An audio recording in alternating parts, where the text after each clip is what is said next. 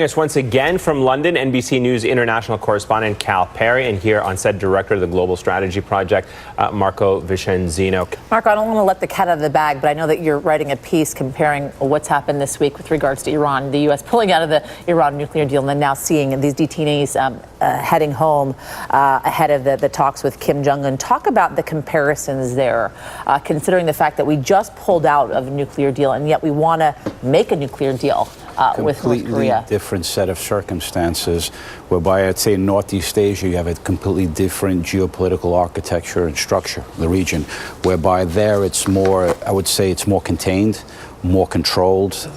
Major powers are involved there, as in the case of Iran. But here, as you're talking geography, North Korea borders Iran. North Korea borders China. Iran does not border China. So, and then in that sense, there's a lot more at stake in terms, if you look at the nuclear power, in terms of immediate importance.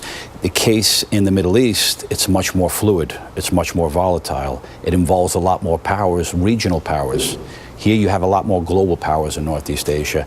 You have a state that already has nuclear weapons. It's developing the ballistic technology allegedly to reach into continental U.S.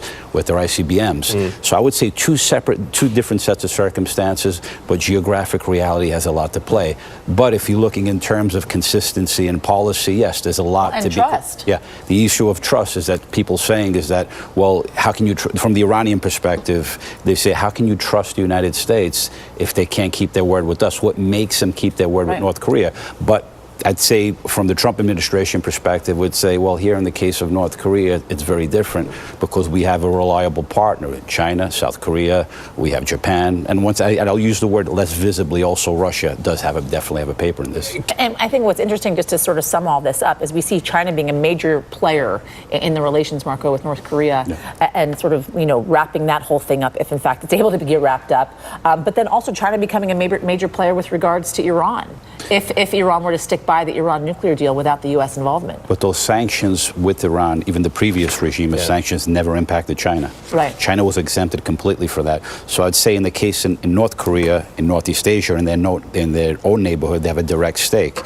While Chinese policy in the Middle East, they're sitting on the fence, playing neutral, try to extract as much benefits as possible. And this is typical of China in different parts of the world. When it concerns their own neighborhood, obviously they're going to be on the front lines. But otherwise, as long as they can extract what they want, in the case of Iran, is an uninterrupted line of natural resources. And then I think they're playing a much more wily game. Yeah, and we'll see with the U.S. sanctions whether those international companies are going to kind of pull back now from engaging with Iran, so they too don't become victims of those sanctions. All right, Cal, Marco, thank you both. Appreciate it.